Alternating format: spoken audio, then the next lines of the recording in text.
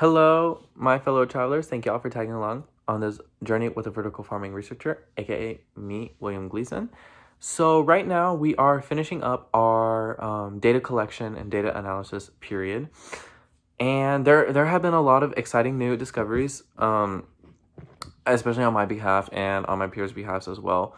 We're all in different spots, so some of us are done, other of us are kind of having to cram over this 3-day weekend. For me personally, I'm practically finished. All I need is the email, is an email response from this one lady. And I'll get to that in a second because it may sound like a little strange, but it'll make sense. So basically, like I said, I have two parts to my research method because it's mixed method analysis. I have my qualitative and quantitative sections, and in my quantitative sections, that's the part that I have completely finalized. And basically, I collected a whole bunch of data from municipalities that grow lettuce, and I look at factors which are percent of the economy in agriculture, median earning in agriculture, population, change in population, median income, change in median property value, percent change in median property value, health coverage, poverty rate, percent Hispanic, and percent immigrant. And I then would compare that. I then took all those data from about, I believe it was 13 municipalities, and then I put them into 3 different graphs which kind of analyzed certain trends that I saw. So I saw that in these municipalities, when I compared the poverty rate against the percent Hispanic, percent immigrant, there was a clear correlation that we saw. Let me show you all. It might be flipped, but this is the first graph, which shows you can literally see that the trend lines follow like pretty much like on spot. And then the second graph was the poverty rate versus the percent of the economy in the agriculture, which was also had the same like type of correlation. As we can see, it might be a little difficult to see. Hopefully y'all can see it well, or it's not reversed or whatever. And then we have median income versus median earnings in agriculture versus the percent of economy in agriculture. That's just kind of so that I can I use this one more to just see kind of like the status of the city itself, like, and how involved it is in agriculture. And anyways, that I can use this to compare it against the other 2 graphs. So that's how this one went. This one's a little more difficult to read, but as you can see that there's a more correlation between the pink and the green line, which is percent of the economy in agriculture and median income. So I found that really interesting. Median earning for agriculture kind of stayed the same relatively throughout the whole course, which makes sense, I guess. But anywho, so yeah, that was really exciting that I was able to find these correlations, because this is stuff that people haven't really analyzed before. These are trends that people haven't really analyzed before, and this is really like, I guess, like fundamental. This is a really fundamental aspect of my research, because I can build upon this and show that, hey, majority of the lettuce growers in the United States are, or green, leafy greens is another term for it, are Hispanic immigrants, and they're already below the poverty line. And I was saying how these retailers that are selling vertically farmed products are now going to eventually be competing with the domestically grown, the U.S. domestically grown products, and that's going to actually hurt this certain group of people, the Hispanic immigrants, the most, and they will most likely have to move. And we're already seeing in the change in populations, there's small changes in populations that doesn't keep up with the natural rate of growth in certain areas, and then they grow. The population change grows a lot in like the bigger cities. It's like the manufacturing, like where the lettuce is grown in the line of in the supply chain. That's where the population is shifting. So I'm basically explaining that, like, people are moving to like bigger, smaller cities is my prediction. And so anyway, speaking of the supply chain, that actually brings up a really good point in my qualitative section, because in my qualitative section, basically what I was doing was I was trying to, like I said, reach out and interview a whole bunch of companies that are involved in vertical farming.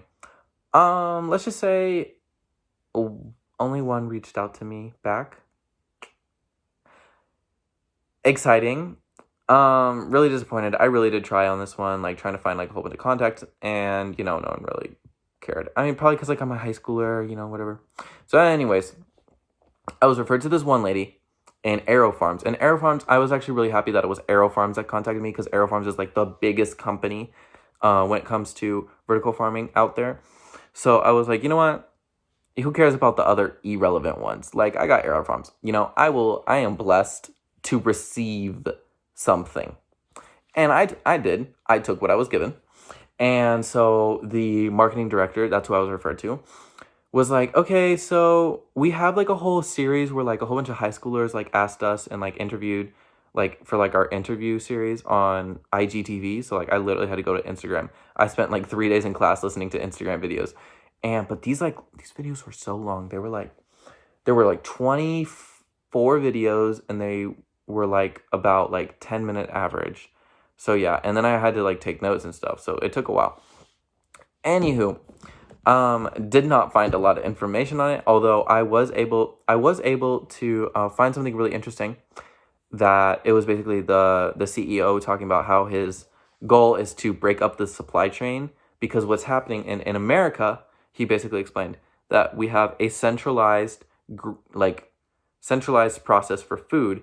So when there's like a E. coli outbreak, if we remember a couple of years ago, the E. coli outbreak in romaine lettuce, yeah, that came from those California, Arizona farms that I was studying, those municipalities. Anyways, he was talking about how if we can decentralize the process and, like have it grown and like sit in urban areas, then we won't have like these huge like E. coli epidemic problems like we did way back then. And so he was kind of talking about how it was like beneficial and stuff like that. I thought that was really interesting, and I could see how that could align with my information.